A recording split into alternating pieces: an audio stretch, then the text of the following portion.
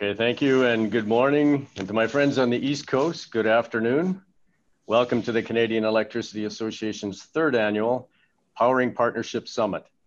For those who may be new to a council, committee, or task group, my name is Mike Marsh, and I am the President and CEO for SaskPower and Chair this year of CEA's Board of Directors.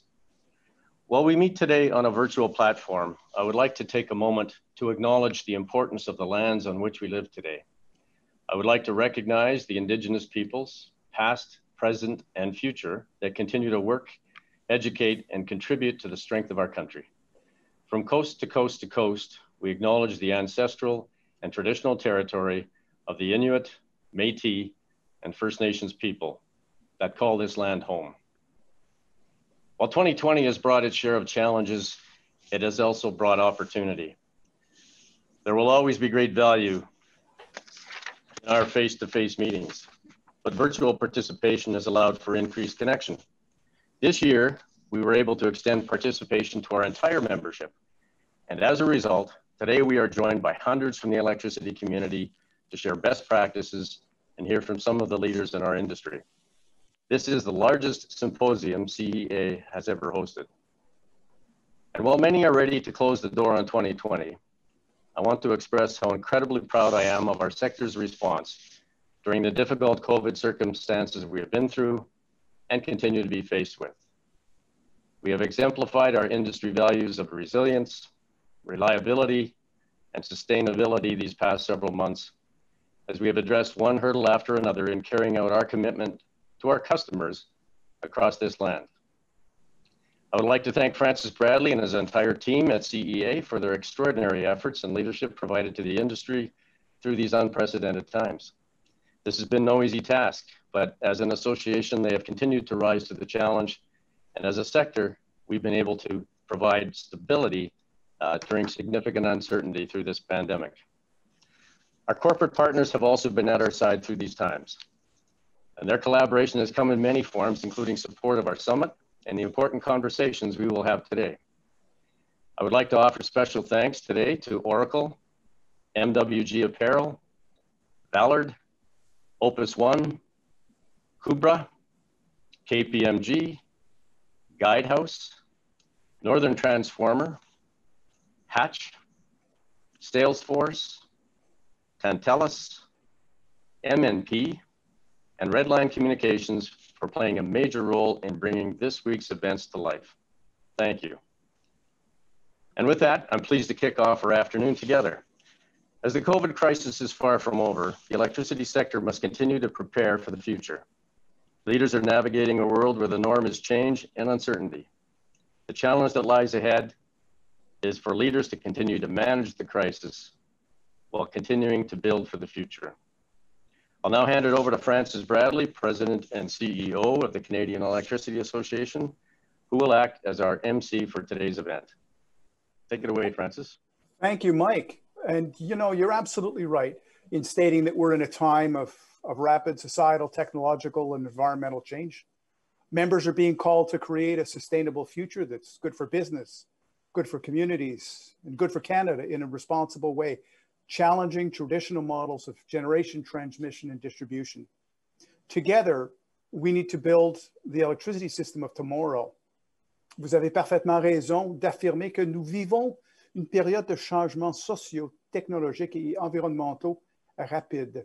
Nos membres sont appelés à créer un avenir durable qui sera favorable aux entreprises, aux collectivités et au Canada d'une manière responsable, en remettant en question les modèles classiques de production, de transport et de distribution d'électricité. Ensemble, nous devons construire le réseau électrique de demain. And while transformation was CEA's overall communications theme for 2020, it became discernible in all facets of our business this spring when COVID-19 had spread globally, prompting an unprecedented shutdown of the economy and authorities to call for people to self-isolate. For more than 100 years, Canadian electricity companies had a simple mandate to provide reliable and safe power for all, keep the lights on. And that's exactly what they did. But today, our members are expected to provide a broad range of energy services, new technology, Renewable sources of energy and consumer convenience and personalization are the drivers of grid innovation. Proactive communication capabilities are endless. System outage updates can be communicated via text, blinking to an outage map, and pending weather challenges are communicated via Twitter. These advancements are now basic customer expectations.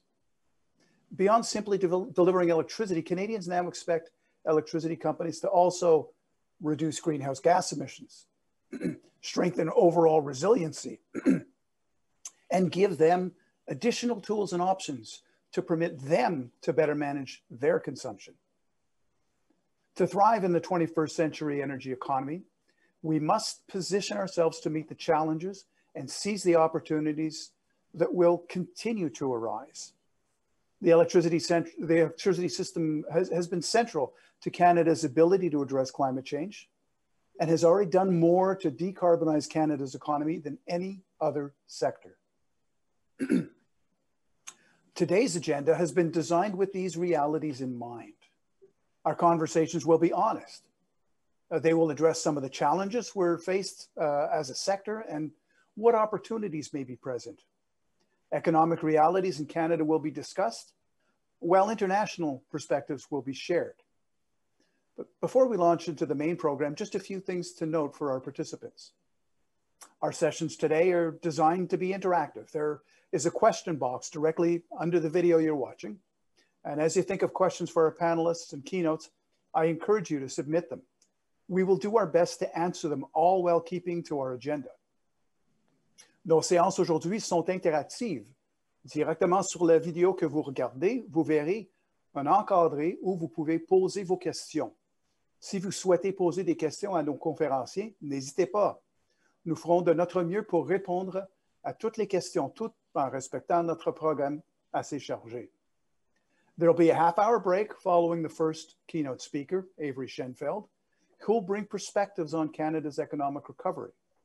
And immediately after the break, Gerald Butts will provide a global perspective on clean energy transition and achieving net zero transmissions. During this break, I hope you will explore the innovative initiatives that have been inducted into our Center of Excellence. On the left-hand menu, you'll find a tab that'll take you to the 19 featured technologies and practices that are meeting the evolving needs of customers while shaping the sustainable grid of the future. There you'll find more information, including fireside chats, showcasing Canadian ingenuity and forward thinking.